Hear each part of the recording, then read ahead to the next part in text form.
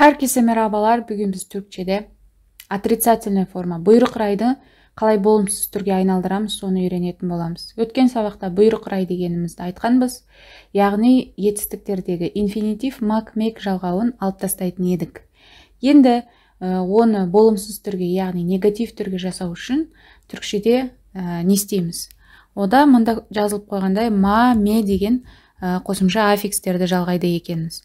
Мысалға, болымды түрде, яғни положительный формада оқымак дегенді бұйрық райға жасау үшін оқу деп бұйрық беретін едік. Енді біз негатив болымсыз түрде плюс оған осы оқыма, яғни осы ма, ме деген жалғауды жалғайды екенбіз кез келген етістік түріне. Өздеріңіз білесіздер, алдыңғы сабақта айтқанбыз, мен деген сөздің бәрін алып тастағанбыз. Яғни адам өз-өзіне бұйрық бермейді ғой. Сол секілді бұл отрицательный формада да просто негатив ма, ме деген аффиксті жалғау арқылы біз бұйрық бере береді екенбіз. Оқыма, gelme, söyleme, konuşma, gitme, sevme, verme, dinleme, yani kalma, сондай сияқты. Sen okuma. Ya, sen okuma. O okumasın. Yani okumasın. Ол оқымасын. Тура bizim қазақшамызға өте сәйкес келеді. Bekleme. Bekleme деген күту. Ya? Bekleme. Kütpe деген сөз. Sen bekleme beni. Sen çıkabilirsin. Bekleme beni. Gidebilirsin. Ya, bekleme. Kütpey-ақ қой. Kütpейді. O beklemesin. Söyle ona, o beklemesin. Оған айт, күтпей-ақ қойсын. Бізде қазақшада да күтпесін деп айтамыз. Тура түркшеде де син деген жалғауымыз бар. Мында алдыңғы о деген, яғни ол деген сөздің син, сун деген келесі бетте, сол жағымызды бетте сүн деген жалғаулар бар еді. Тура соларды жалғаймыз, бірақ бастысы ма, ме деген негатив болымсыз түрдің жалғауы болу керек. Көпше түрде де сіз оқымайын. Бұл жерде не өзгерді?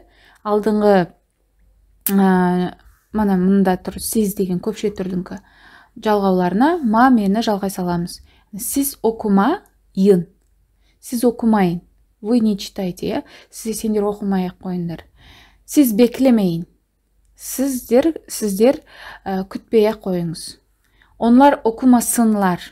Мұнда сынлар, синлер, сунлар деген алдыңғы онлардың жалғауы бар еді. Оның алдына ма, мені қоя саламыз.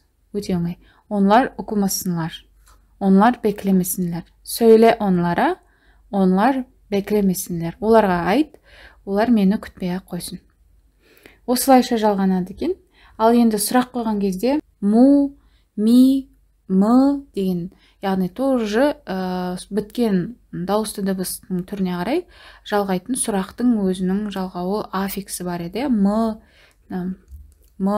ми, му, мө деген. Осыларды жалғау арқылы, яғни о оқысын мұ? Ол оқысын ба? О оқымасын мұ? Оқымасын мұ?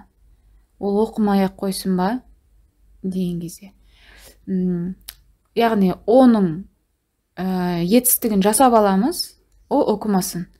Просто мы дегенді қосымша жалғай саламыз.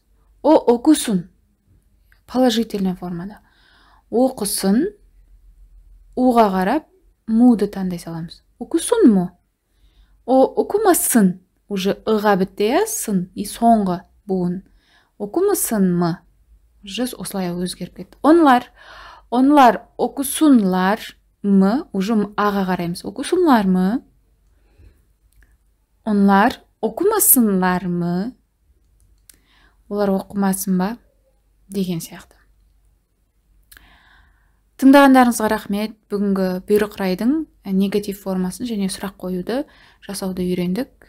Алдағы уақытта жаттығулар кездесетін болса жасайтын боламыз. Сіздер әзірге кез келген алдындағы сабақтарда өткен етістіктерді осы формулаларға қойып жаттығу жасай берсеңіз болады. Қандай етістік білесіз? Сол етістіктің барын. Мысалға, мында 5-1-дегі жаттығуда да уже читай, оку деген, мысалға, гир қалай жасалынады. Соны осы негатив формаға салып, және сұрақ формасын қойып, положительный, болымды түрінде қойып жаттыға беріңіз.